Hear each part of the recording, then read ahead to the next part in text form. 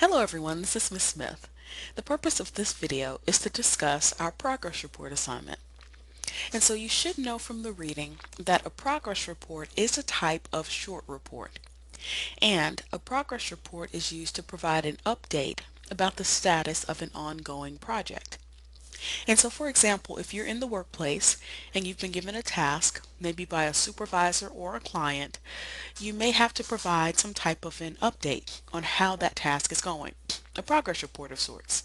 Depending on the task that you've been given, you may be given progress reports for several years until the assignment is completed, or it just may be a one-time thing. But progress reports are very typical in the workplace. And so in the business setting, a report like this can include expenditures of time, money, and materials so that decisions can be made should schedules need to be adjusted or more money need to be budgeted, a variety of different things. So progress reports play a really important part, a really important role um, in the overall completion of a task. So let's take a look at our assignment. We have a very specific assignment this week. So you are leading a team of 3 people and you're responsible for building a small shed for a homeowner who is in need of extra storage space. The shed must measure 10 by 12 or 120 square feet. The homeowner wants the shed to have a concrete foundation and floor, walls and roofing, electrical and carpentry to code, a barn door and hardware. There will be no need for site preparation.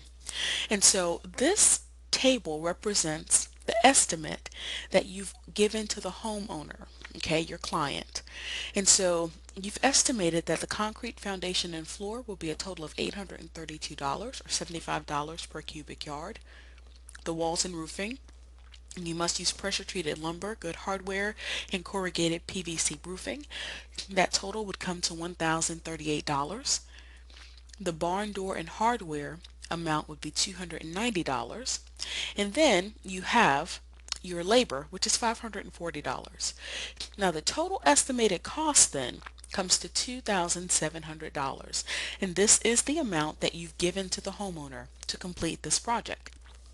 This is the timeline you've given them. You're going to start June 21st. You're going to give them an update, a progress report on June 28th. And then your completion date is scheduled for July 5th.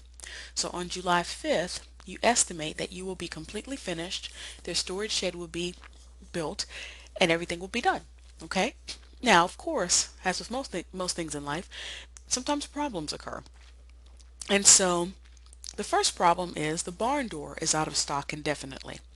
And so a new barn door that's very similar to the one that they wanted will cost $325, not $290. The lumber price has increased, and that will add an additional $265 to the cost that you've already put down, okay? And if it wasn't bad enough, 2 of your workers got severe food poisoning from the same restaurant, and they're out for 3 days. So you are short on labor for 3 days.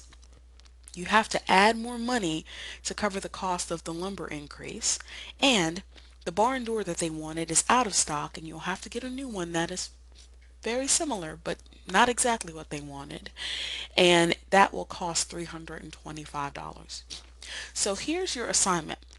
You must create a progress report based on the scenario above that informs the homeowner of the status of your storage shed project. Number one, you want to make sure that you understand memos, because you have to create this assignment using the memo template that I've given you. So this is the memo template. Now you'll notice that this is different from our proposal memo assignment. With the proposal memo assignment, I had way more of the information filled in for you to just put your own information in place. But with this assignment, you're going to do the majority of the page design yourself. So this is going to me, I'm the homeowner, and it's going to come from you, of course. You're going to fill in all the rest of this information. And then at this point, you're going to begin typing your memo. You need to make sure that you use the appropriate subheadings. Now I've given you those subheadings here. You want to make sure that you include introductory summary, work completed, problems or challenges, work remaining, and conclusion. Make sure all of these subheadings are included in your memo. Now, one other thing, you also want to make sure that under the problems or challenges section that you include a new table, like the one that I've already given you. If I were you, I would simply copy and paste the one that is already here, right? Right click it, copy it, and then paste it into your memo, okay? Under the problems and challenges section. Now, you want to make sure that you correct this. Do not just use this as it is, because remember, we've encountered some problems and we need to adjust numbers. We probably need to adjust the completion date, right? Because you've lost 3 days because you didn't have a full team of workers, right? You lost most of 3 days. And so it is up to you how you adjust that, what date you give them. But you definitely want to make sure that you get the math right, okay? So keep in mind, the new barn door costs $325. But of that $325, you already had 290 of it in the budget. And so you don't need to add $325 to this cost. You only need to add what? $35, right? So 325 minus 290 would give you $35. And here you want to add the 265. This is going to be an additional 265 to your walls and roofing cost. Okay? And so you want to make sure that's reflected. You don't want to increase the labor for the purposes of this assignment.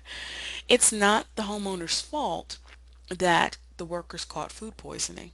And so in this scenario for this assignment, we're not going to increase the labor at all.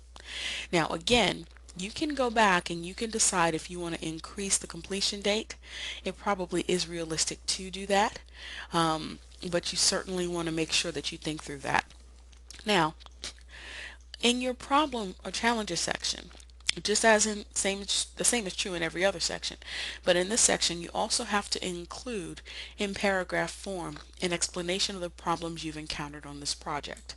You can also tell them that your workers caught food poisoning if you need to explain why the date needs to be adjusted, okay? But make sure that you also include that new table in this section.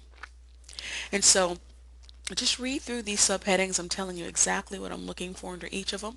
Make sure you put your information in paragraph form and create this progress report. Okay? Of course, you want to use proper grammar and professional language and appropriate tone. And you want to make sure that you submit your assignment by deadline. Okay?